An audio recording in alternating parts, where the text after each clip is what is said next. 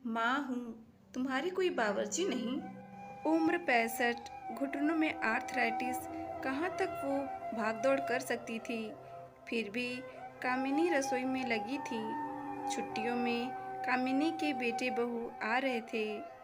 कामिनी को रसोई में ढेर सारे पकवान बनाने थे। साल में एक बार बेटे बहू छुट्टियों के बहाने ही सही 4-5 दिन साथ में रहने आते थे।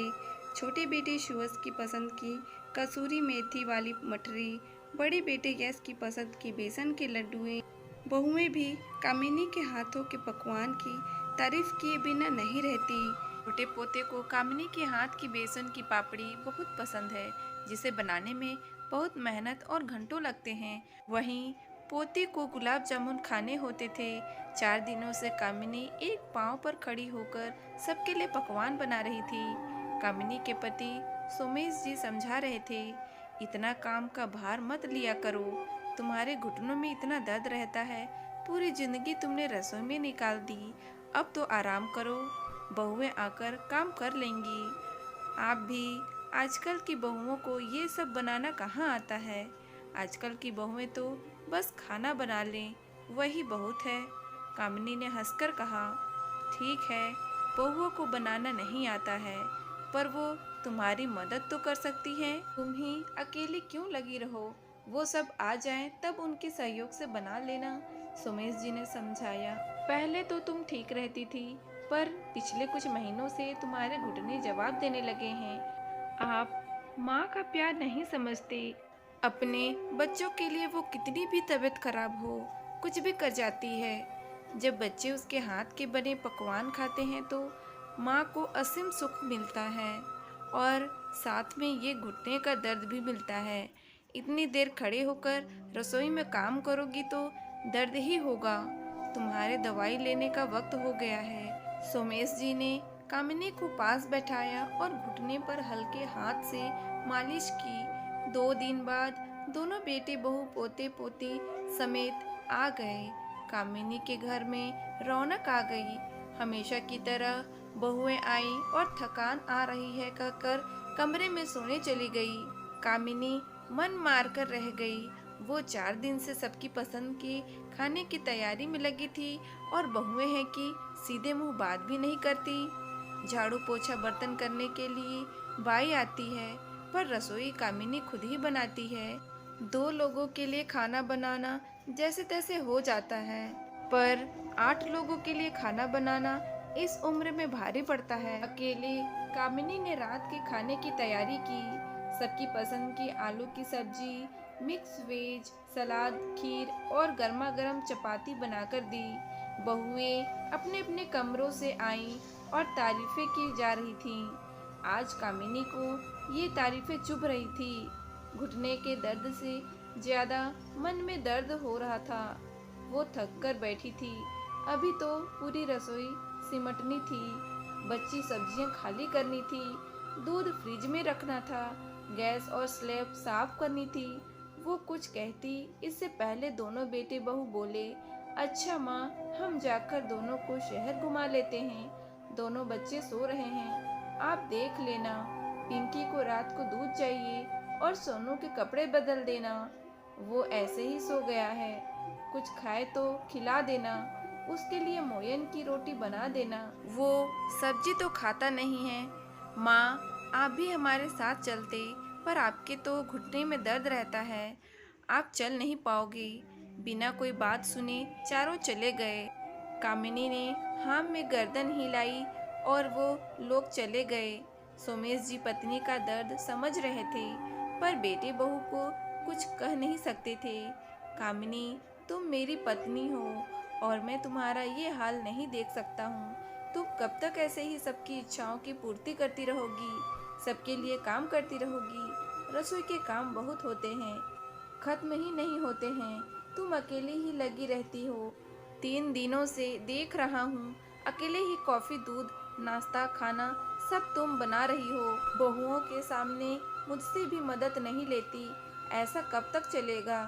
तारीफों से घुटने का दर्द नहीं जाएगा। इतने लंबे समय तक रसोई में खड़ी रहती हो, पैर कितना वजन सहन करेंगे। हाँ जी, आप ठीक कहते हो, बहुएं रसोई बना नहीं सकती तो क्या हुआ, समेट तो सकती थी, फ्रिज में सामान तो रख सकती हैं। दोनों वर्किंग है तो क्या हुआ, अपने घर में भी तो काम करती हैं। पर यहाँ आकर मेहमान बन जाती हैं। इतनी मदद तो मेहमान भी करवा देते हैं। बेटों को लगता है कि माँ हमारे साथ घूम नहीं पाएगी क्योंकि घुटने में दर्द रहता है। बेटे कभी ये नहीं कहते कि इतना दर्द होने के बावजूद मैंने इतने लोगों का खाना बनाया। ये नहीं कहा कि माँ आप आराम करो, तुम्हारी बहुएं कर लेंगी। कामिनी सुबकते हुए बोली, हाँ कामिनी, वो तो गलत है ही, पर तुम्हें एक बात समझा रहा हूँ, अपना ख्याल खुद रखोगी तो दूसरा भी रखेगा। मैंने कहा था हम वहीं चलते हैं, पर तुम तो मानती ही नहीं हो। ये घर मुख्य घर है, सबको यहीं आना चाहिए। कुछ दिनों के लिए हम वहाँ चले चलते हैं, तो इस बहाने तुमको भी आराम मिल जाएगा और कुछ जीवन में बदलाव आ जाएगा।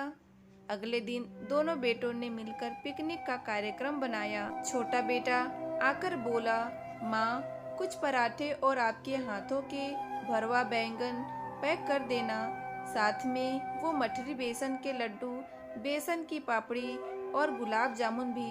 पराठे थोड़े ज़्यादा बना देना क्योंकि शाम को देर हो जाएगी आने में। कामिनी ने पहले सुना, फिर बोली, सुयश सारा खाना बन जाएगा, पर तुझे तो पता है कि तेरी माँ के घुटने दर्द करते हैं। तू ऊपर से दोनों बहुओं को भेज दे, हम मिलकर खाना बना लेंगे। अभी तो तुम 9 बजे तक जाओगी, बहुएं भी उठ गई होंगी। मैं भरवा बैंगन बना दूंगी, पराठे वो दोनों मिलकर सेक लेंगी। सुयश कुछ नहीं बोला। उसने यश को फोन लगाया। थोड़ी देर बाद बड़ा बेटा यश आया।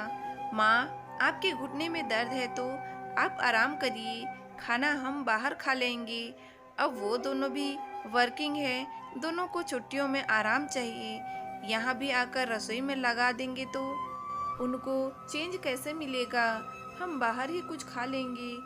सुयश ने हाँ में हाँ मिलाई। कामिनी फिर बोली, अच्छा है, तुम लोग खाना बाहर खा लोगे, पर तुम्हारे पिताजी और मैं क्या खाएंगे। हम दोनों की तुम्हें जरा भी परवाह नहीं है। पत्नी के आराम और चेंज की परवाह है, पर माँ के घुटने के दर्द की जरा भी परवाह नहीं। उम्र हो गई, तुम सबकी पसंद का खाना बनाते बनाते कभी अपने लिए कुछ सोचा नहीं। सर्दी हो या गर्मी, तुम सबकी पसंद के लिए खुद को रसोई में झोंक दिया। आज मेरे दर्द से ज्यादा तुम्हें अपनी पत्नियों के आराम की चिंता हो रही है। मैं 3 दिन से रसोई में अकेली लगी हूँ। खाना बनाना तो दूर, तुम्हारी पत्नियाँ मदद करने भी नहीं आती हैं। क्या मैंने तुम्हें यही संस्कार दिए हैं? छुट्टियों का मतलब होता है सब मिलकर साथ में घूमें, मस्ती करें, साथ में काम भी करें। ये नहीं कि एक माँ रसोई में तपती रहे और बच्चे मजे करते रहें। क्या चेंज मुझे नहीं चाहिए?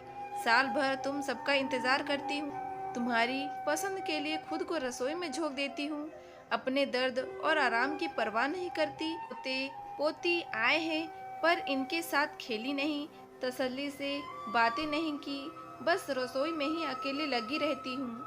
मुझे खाना बनाने और खिलाने दोनों का शौक है, लेकिन अब मैं थक गई हूँ। सोमेश जी, आप ठीक ही कहते हैं। मैं अपनी परवाह करती तो ये लोग भी करते। मैंने कभी ना कहना सीखा ही नहीं। सबकी इच्छाओं और खुशियों के लिए लगी रही, सबको खुश करने के चक्कर में अपने मन को मारती रही। तुम दोनों ने एक बार भी नहीं कहा कि माँ, पिताजी आप भी घूमने चलिए, हमारे साथ पिकनिक पर चलिए। माँ का फर्ज बस यही होता है कि वो बच्चों की पसंद का खाना बनाते रहे और उसी में खुश रहे। बच्चों का कोई फर्ज नहीं होता। कभी तुम दोनों ने यह भी नहीं कहा कि आप दोनों कुछ दिनों के लिए हमारे घर आ जाइए, माँ आपको भी आराम और चेंज मिल जाएगा। माँ हूँ, तुम्हारी कोई बावर्ची नहीं जो 24 घंटे रसोई में ही लगी रहूँ। तुम लोग तो मेहमान बनकर आते हो और ऑर्डर देते हो, अपना घर समझकर कभी रसोई में नहीं आते। सालों से कर रही हूँ, मायके में किया, ससुराल में सास ससुर ननद देवर के लिए किया, सभी रिश्तेदारों के लिए किया, अपने बच्चों के लिए किया, बच्चों के बच्चों के लिए किया। अब नहीं होता, शरीर जवाब देने लगा है, ढलने लगा है। मेरा भी मन करता है मैं भी तुम सबके साथ घूमूं, कुछ पल सुकून के बिताऊं। माँ की भी उम्र हो गई है, मैं भी अब थक जाती हूँ, मुझे भी आराम चाहिए। उस दिन पिंकी के लिए सब्जी में थोड़ी मिर्च तेज हो गई तो बहू का मूड खराब हो गया। अपने बच्चे के खाने के लिए भी बहू रसोई में नहीं आ सकती है। सोनू के लिए दूध ज्यादा गर्म हो गया, उसका मुंह जल गया तो उसका जिम्मेदार भी मुझे ठहराया गया। बहू क्या देख नहीं सकती थी कि दूध का तापमान कितना है? बहुएं कुछ न करें पर अपने बच्चों के खाने पीने का तो ख्याल खुद रख सकती हैं। मैं ये नहीं कहती कि वो मुझे परोसी हुई थाली दें, पर रसोई में आकर छोटे बड़े कामों में मदद तो कर सकती हैं। ये घर है, होटल नहीं, जो यहाँ तुम बूढ़े माँ बाप के सर पर आराम फरमाने आते हो। मैं माँ हूँ, तुम्हारी कोई बावर्ची नहीं। कहते कहते कामिनी हाँफ गई। दोनों बेटे बहुओं की गर्दन शर्म से झुक गई।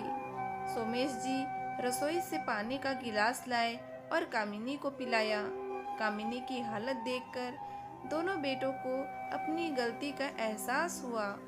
माँ, आप तो माँ हो, हमने आपको समझा नहीं। हम भूल गए कि माँ को भी थकान होती है, वो कब तक करेगी। अब से आप हमारे घर बारी बारी से छुट्टियों में आएंगे, आपको भी चेंज मिल जाएगा और रसोई से समस्त जिम्मेदारी से छुट्टी भी। हम हमारे व्यवहार पर शर्मिंदा हैं, आप हमें माफ़ कर दीजिए।